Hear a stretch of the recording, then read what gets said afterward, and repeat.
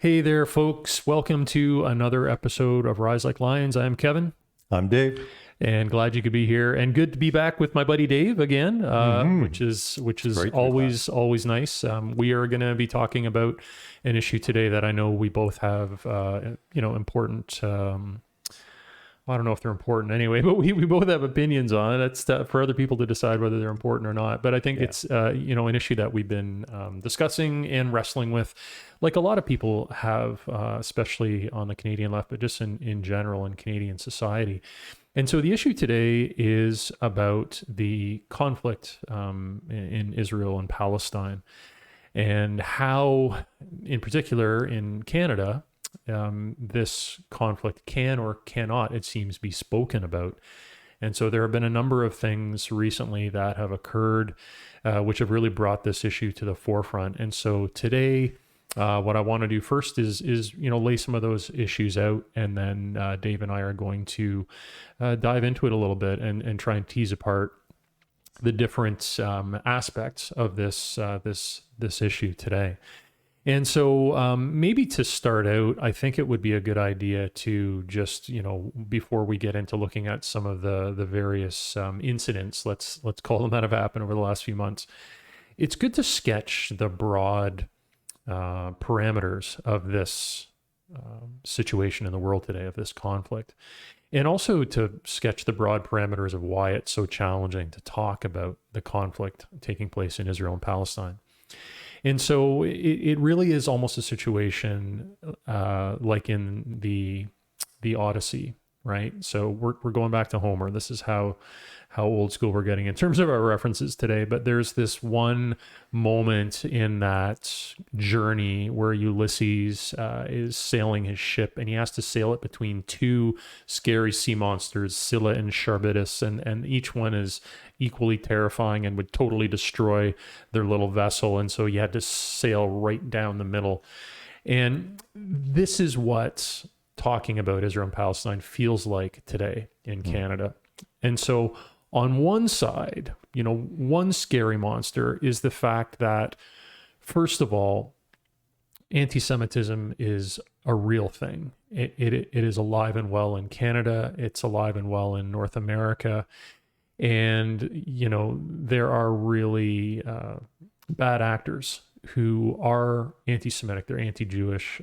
Even the city that we're broadcasting from, Hamilton, we've had, swastikas spray painted on synagogues, right? Yeah. We've had, overt examples of this. It doesn't take too much memory, right, to go back a couple of years to Charlottesville in the United States, where you've got the alt-right white supremacist tiki torch crowd marching through the downtown shouting, "Jews will not replace us." So we have to be real that one of the challenges about talking about Israel and Palestine is the fact that anti-Semitism is real, and there are bad actors, there are groups out there that are anti-Jewish. And so this needs to be called out, resisted 100%. And I think, Dave, this is something that, we can wholeheartedly say, anti-Semitism should be resisted wholeheartedly. Yeah, absolutely. Yeah, there's no quarter and when it comes to that, right? No, there's no relationship between that and our issue with the Israel-Palestine conflict. Yes, and I'm glad you said that, Dave, because that's the issue here, folks, is that there is anti-Semitism, it's real, and there also is on the right, there's a whole industry of creating cockamamie conspiracy theories based on this, ancient Jewish conspiracy for global domination, going back to the protocols of the elders of Zion, right? This idea that the Rothschilds control the whole world, right? Whereas, folks, if you do your flipping research, they're not even on the map in terms of the most powerful banking interests in the world anymore. And even if they were, that's a class issue. Not a Jewish issue. Like ask Bernie Sanders' grandfather when he was slugging across the seas. I mean, no. Yeah. No, they're poor people. So. A good point. And yet those conspiracies exist, right? So that's scary monster number one, right? Is the real fact of anti-Semitism and the real fact that there is this right-wing industry of creating these ridiculous conspiracy theories that somehow, evil Jews rule the world and want to call the population, you name it, all this madness. That's one challenge. And yet another challenge, and I think it is in ways equally difficult to deal with in Canada today, is there also are forces that are trying to suggest that any criticism of the state of Israel, any criticism of the occupation, the military dictatorship that Palestinians have been living under for over 60 years now, that is by definition anti-Semitism, right? And so you have people who are trying to basically silence anyone who tries to speak up for the rights of Palestinians and who tries to level critiques of a state, a nation state. And it is incredibly important that we are able to be critical of governments, of nation states, and that we're able to do the, I think, adult intellectual work of separating out a nation state, a government, from an entire ethnic group or an entire religious group, right?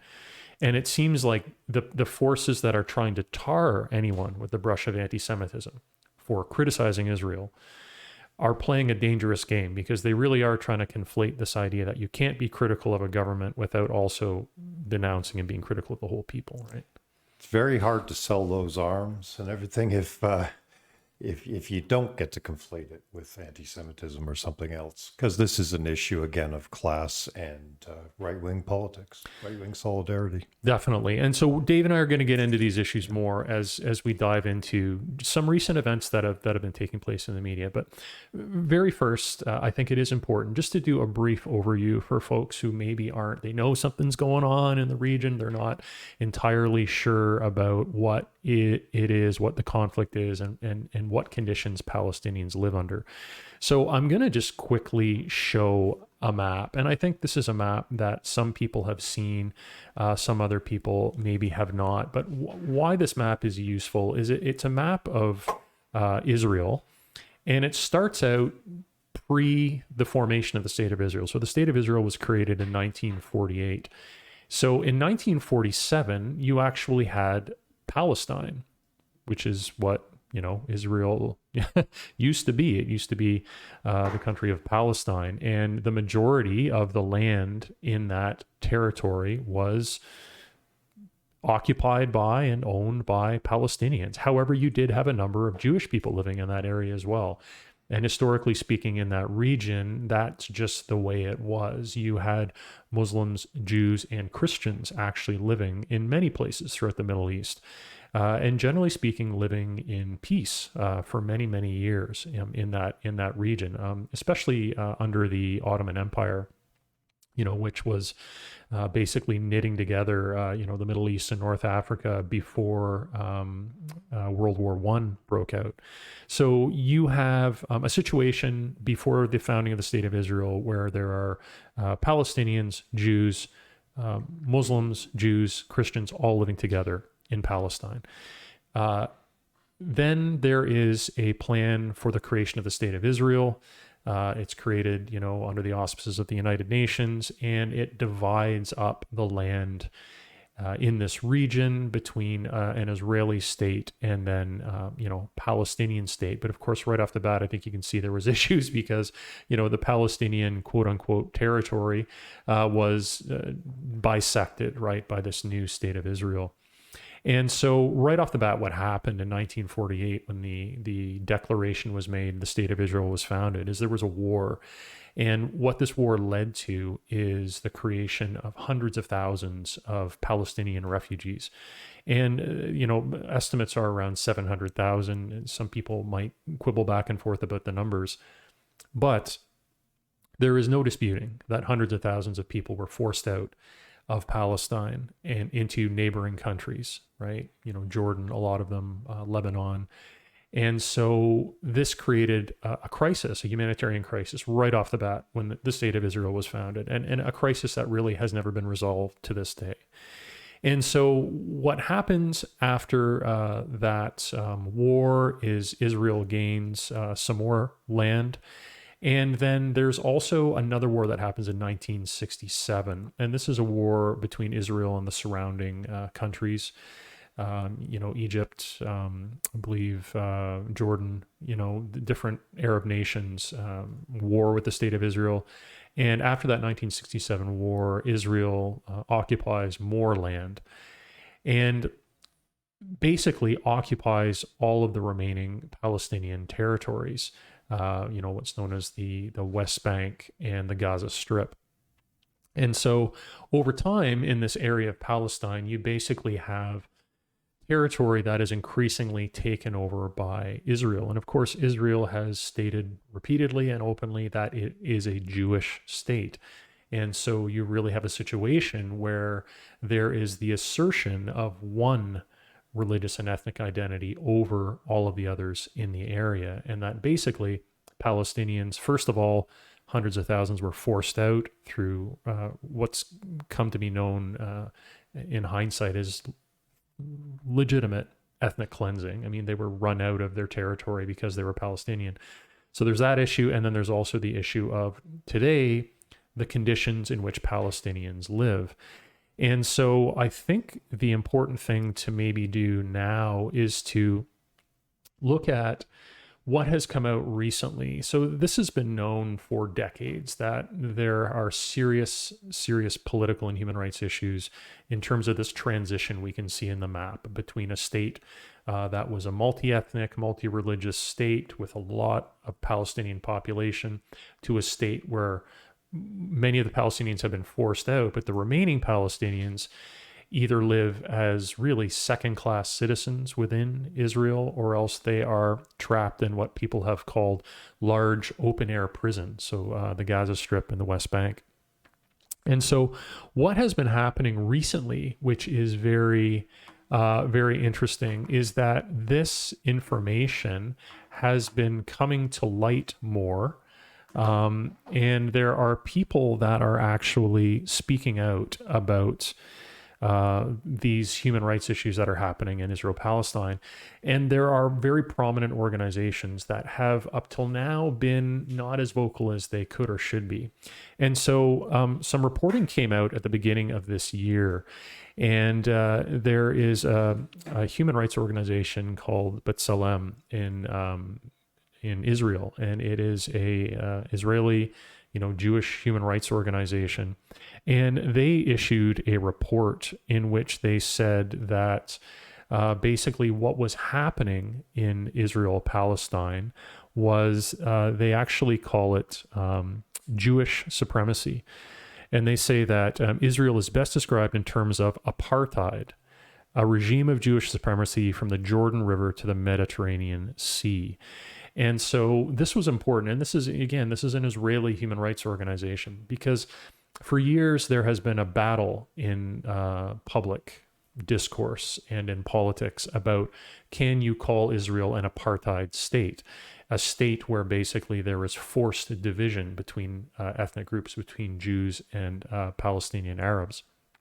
And Israel would always vociferously say, no, you can't call it an apartheid state. It's anti-Semitic. And having said that, it sure looked like an apartheid state on the ground. And that's basically what B'Tselem has said in their report. And, beyond B'Tselem and even, I think, more prominent organization, in fact, the world's most prominent human rights organization, Human Rights Watch, they put out a report in spring of this year of 2021 called A Threshold Crossed. And this report accuses the state of Israel of engaging in the crimes of apartheid and persecution of the Palestinian population. And so, again, this is a big deal because this is something that has really been not talked about by these prominent, internationally respected human rights organizations. And yet that is what's going on in their perspective, right? Human Rights Watch, B'Tselem, and again, human rights organizations around the world have been pointing to these issues. So we don't have time in this one episode to get into the whole history of the military occupation of the Palestinian territories. Suffice to say, it is under international law an illegal military occupation. It has been condemned by the great majority of countries in the world. Repeated United Nations resolutions have been passed to get Israel to stop the occupation. It should be pointed out that there are many, many Jewish groups within Israel and around the world that are highly critical of the occupation, that are seeking peace with the Palestinians, and that are seeking a resolution to this conflict. There is a group in particular that's active in Canada called Independent Jewish Voices, which does great work on this issue. Another group called Canadians for Justice and Peace in the Middle East. That includes people from all ethnicities, nationalities, religions, you name it. So I'm going to put links in the video to these organizations just so people can have a sense of some of the great work that's being done on this issue. But this is what is going on in the world today. There is horrendous human rights abuses. Palestinians have their homes demolished repeatedly when they try to build them in Israel proper. There are repeated assaults on the Palestinian population in the Gaza Strip and the West Bank, where Israel uses its full military might, sophisticated warplanes, soldiers, tanks, murders tens of thousands of Palestinians in these conflicts. And so this is a regular issue in the world today, one of the biggest human rights travesties in the world today. So you'd like to think that with this going on, that there'd be a lot of public outcry and a lot of calls for change in the situation in countries around the world. And there is. However, what you also see is a heck of a lot of pushback from the forces, the pro-Israel forces, obviously both within Israel and outside of Israel. There's a lot of pressure they exert to shut down any criticism of the state of Israel, to shut down any debate, and also to shut down what has emerged as a very serious movement to force Israel to end the occupation. And this involves a program of boycott, divestment, and sanctions.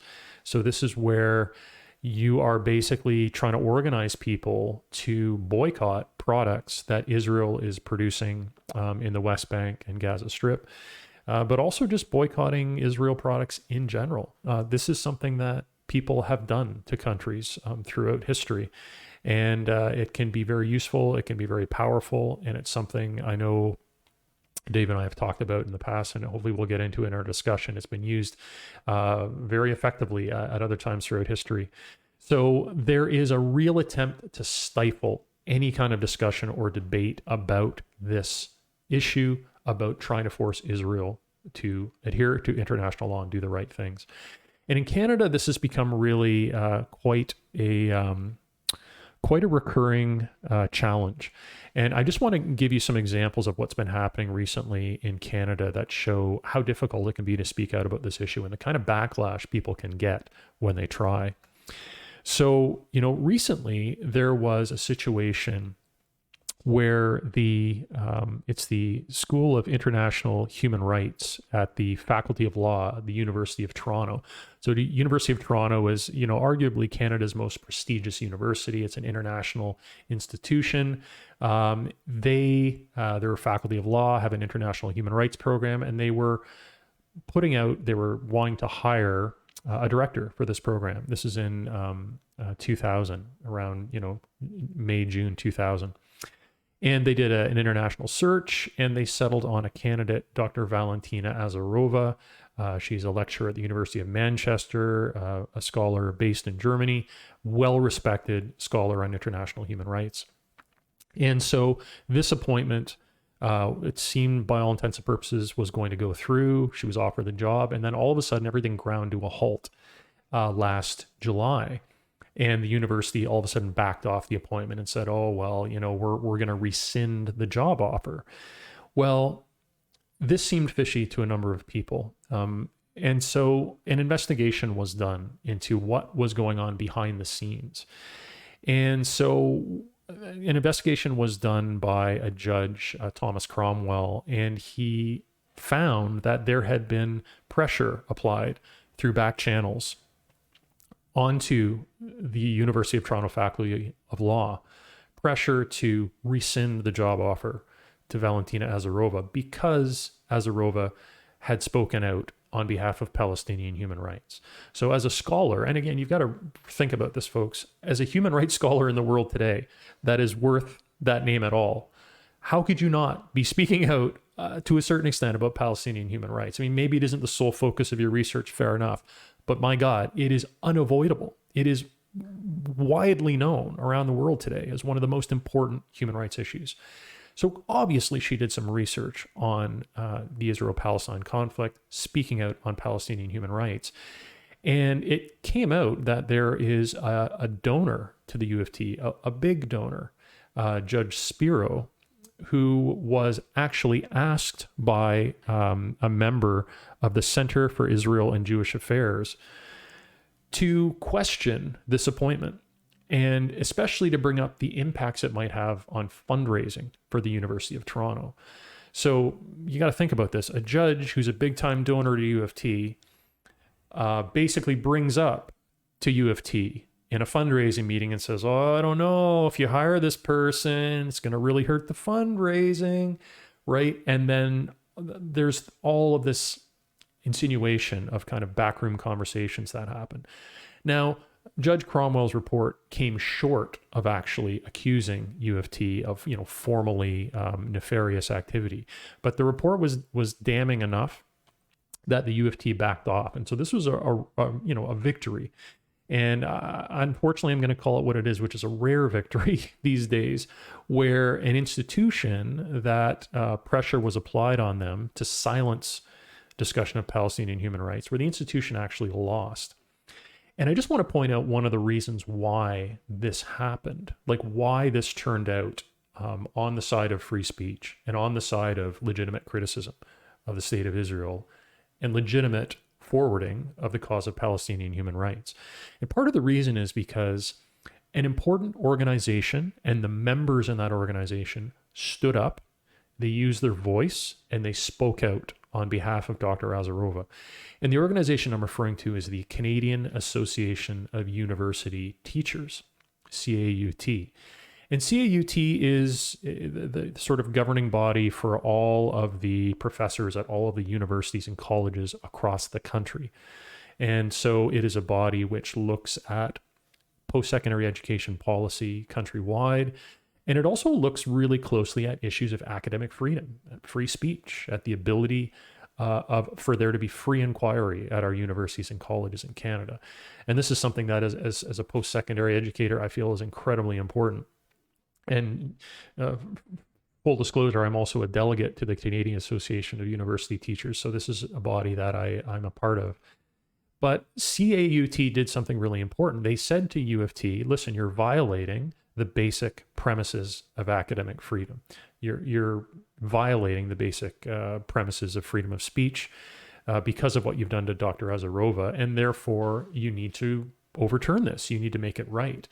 And when UofT pushed back and said, no, everything's fine, CAUT took a further step, and it's something that they don't often do. In fact, I think this is the first time in over a decade they've done it. They enacted what they call censure, formal censure, which basically means the entire collection of university professors in the country is kind of turning their back on that institution, because that institution is no longer playing by the rules of the game, the rules of free inquiry, the rules of open and honest science and questioning and critique. And so this ended up having an impact, and it basically forced UofT to overturn that decision and to do the right thing in this case, which is to reoffer the job to Dr. Azarova. Unfortunately, she said, but maybe understandably, she kind of told him to go get stuffed after, so she didn't get the job, or she didn't want the job. So anyway, they're currently looking for someone else there. But I find what is really interesting is even in the reporting on this issue. So this is an article in the Times Higher Education.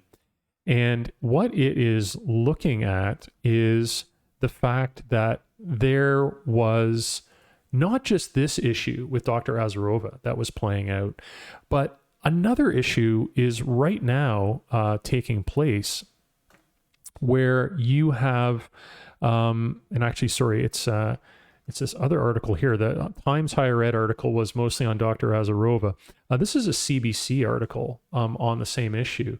And what it points out is that in addition to the Dr. Azarova issue that was happening, there is another professor right now who is being targeted by pro-Israel groups for speaking out about Palestinian human rights.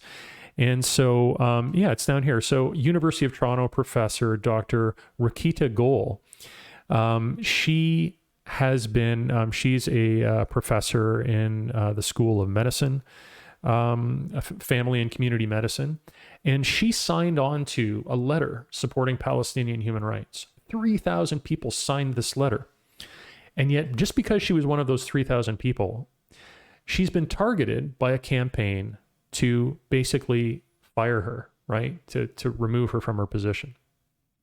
And this is something we're increasingly seeing in Canada, that people who speak up, especially if you have any profile, especially if you're in education, are being targeted by pro-Israel groups. They're being called anti-Semites, and they're being basically, they're trying to fire them. They're trying to literally cancel them fully from public life. They're trying to end their employment.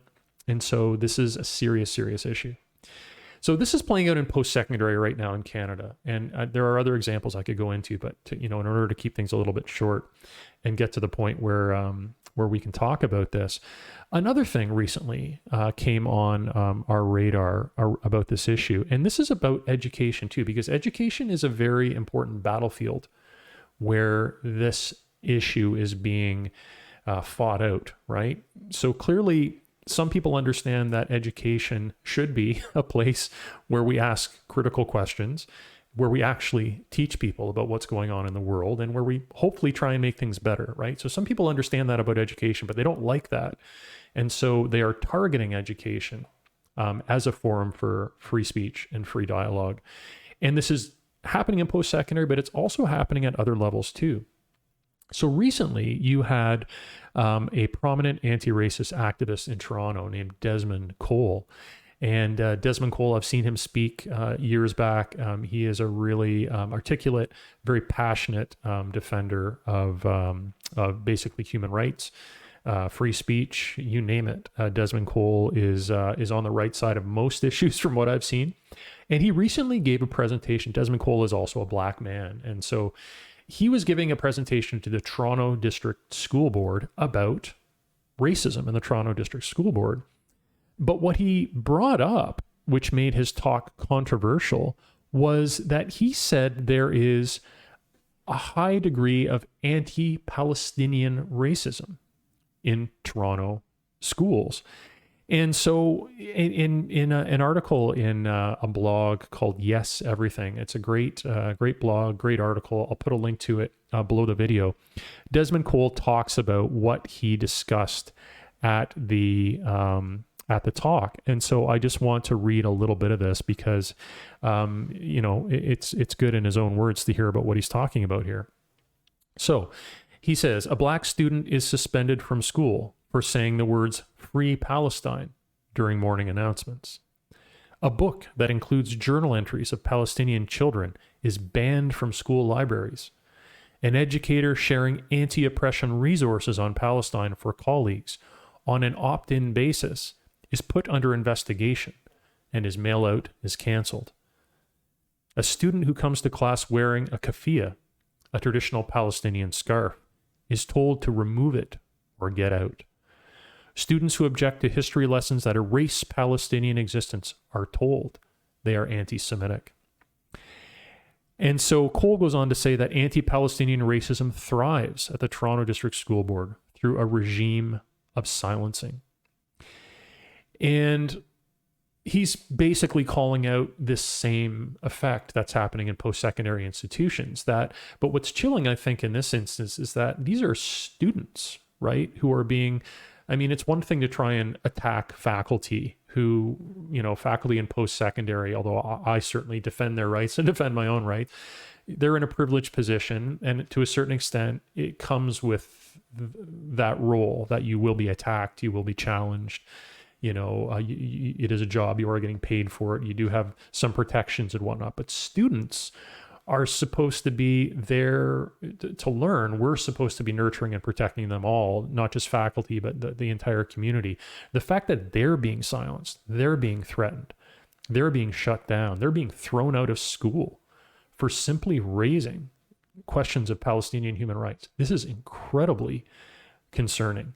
And I think something that we really have to take seriously in terms of what's going on in Canada today and our ability to talk about this. Again, young students in Toronto being told they're anti-Semitic simply for standing up for Palestinian human rights. So the last thing I want to talk about, folks, like I said, there's been a lot going on recently in Canada around this issue. Recently, we had a federal election and we had a fairly public meltdown of the Green Party of Canada, which ended up having about half of the popular support that it had in the previous election. And it was generally seen as being a real bad electoral experience for the Green Party of Canada. And so people that knew folks in the Green Party of Canada knew what a big part of that whole situation was. There was basically a division among leadership and between the leadership and the rank and file in that party. And a big part of this disagreement was on Israel-Palestine. It was on the party's stance towards the conflict.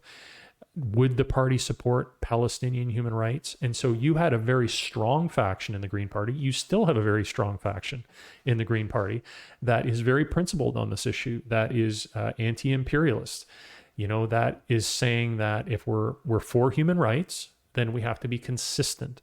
We need to be for human rights for First Nations people in Canada, for people in Palestine, for people all over the world. And so this faction of the Green Party wanted to pass policy within the party to support boycott, divestment, and sanctions, BDS. And so this was very controversial because the Green Party head at the time, Elizabeth May, was totally opposed. And Elizabeth May did everything in her power to prevent this resolution even coming to debate. She did everything in her power to squash the debate.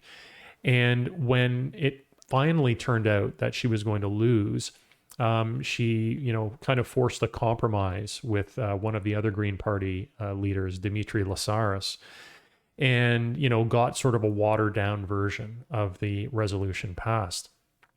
And then this guy, Dimitri Lassaris, ran for leadership in the Green Party against Anna Paul, who, of course, is the leader that was contesting the last federal election.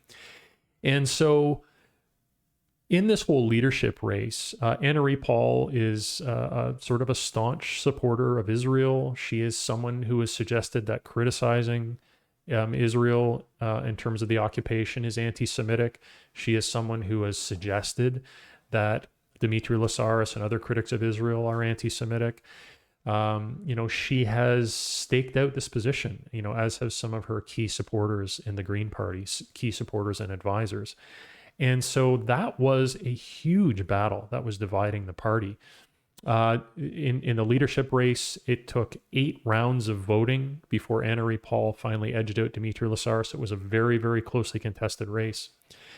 And so what's come out since this whole internal conflict in the Green Party is there's been some reporting.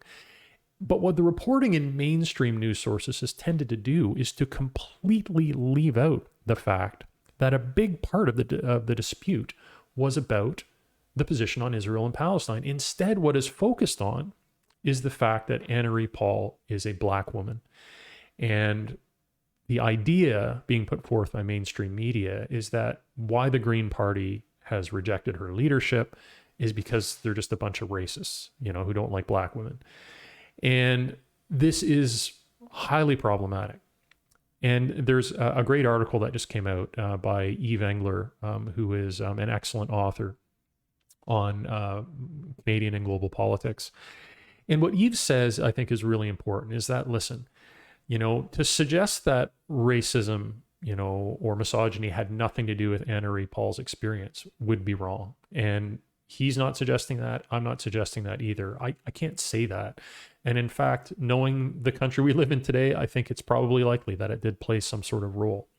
However, to completely leave out the very serious political disagreement that split that party and that split it on the issue of Israel-Palestine, on the issue of taking a principled stand in support of boycott, divestment, sanctions, to completely eliminate that is once more to silence that entire debate, to silence voices that are speaking up for Palestinian human rights. And so Eve Engler's article in Canadian Dimension is great. I would encourage you to read it. Again, we'll put links in the description below, or in the in the video description below. And so right now we have a situation in Canada today where, Dave, that was a lot of different pieces of evidence there. Mm-hmm.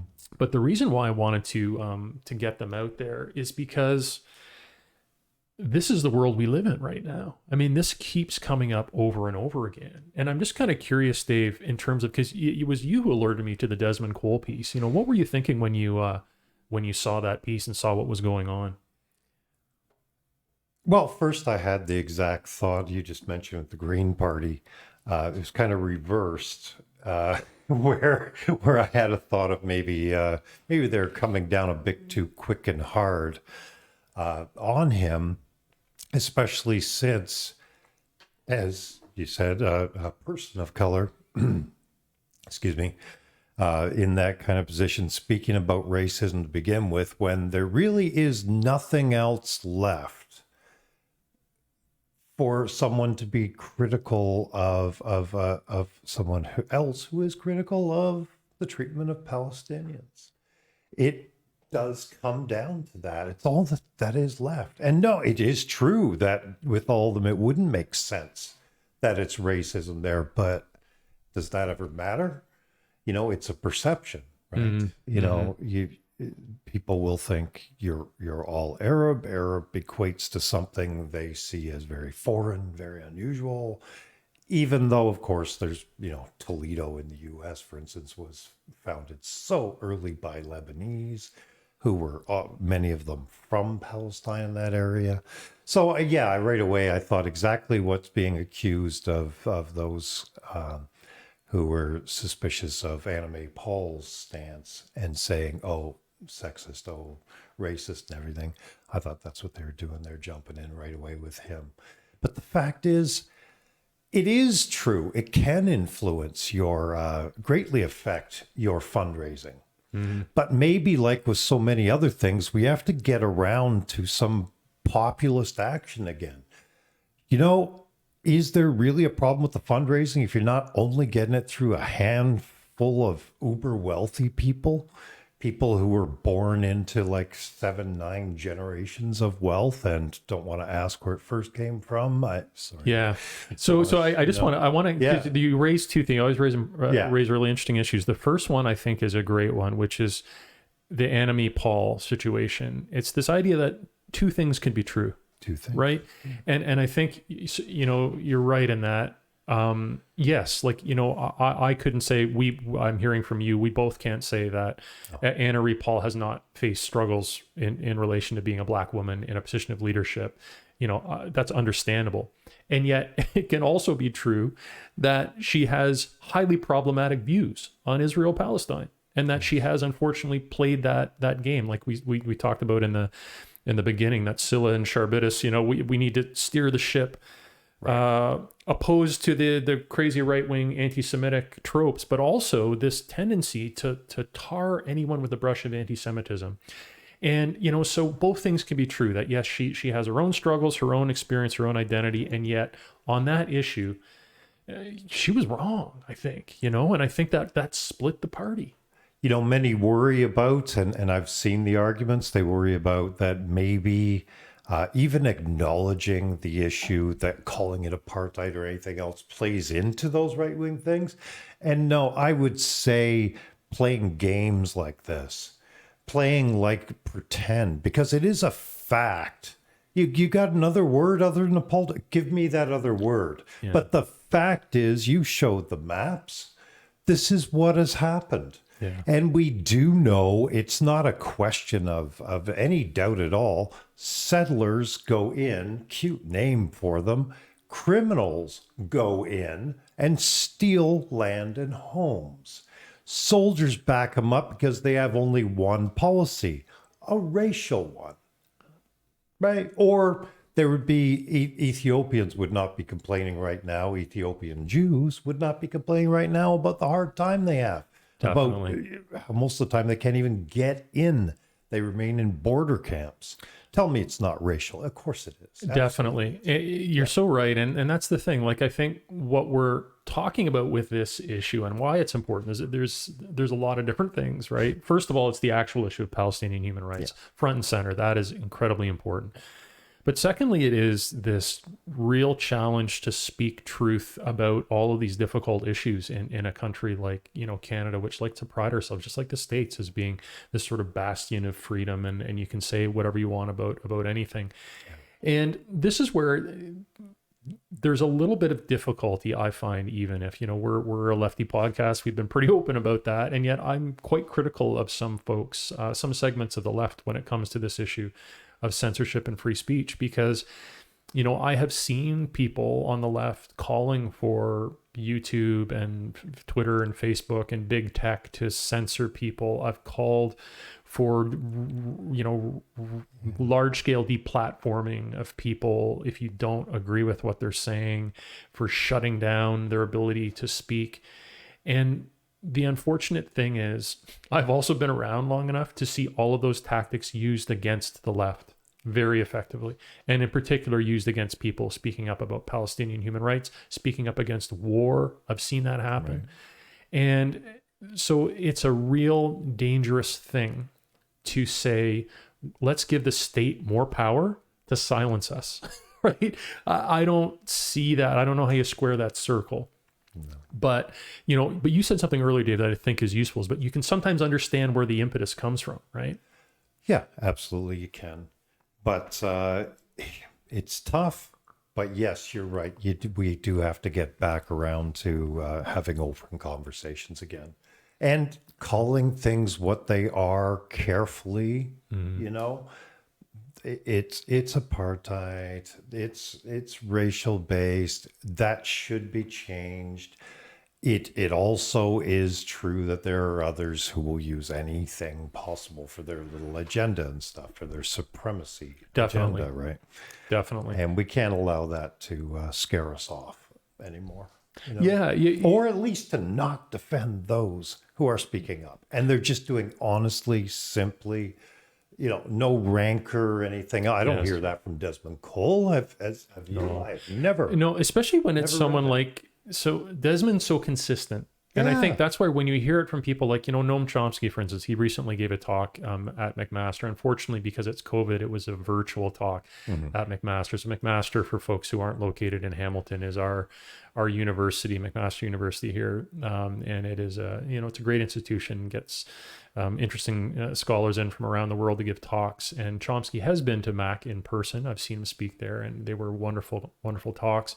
But even in his virtual talk, he is so consistent. And some people actually hate that about Chomsky. Like, you're gonna get a version of the same talk, but it's always an awesome talk because he's so surgical. He's gonna deconstruct this mad machine, right, that is grinding us all towards if not ecological collapse, then another world war. He's so good at dissecting that.